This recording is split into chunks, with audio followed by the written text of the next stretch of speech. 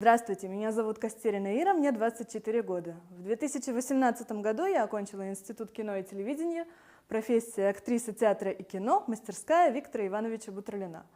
Опыт моих киноработ – это короткометражные фильмы, съемки в видеоклипах, сериалы, эпизоды. Я умею ездить верхом, я играю на свирели, у меня средний уровень владения немецким языком, я пою и танцую. Спасибо.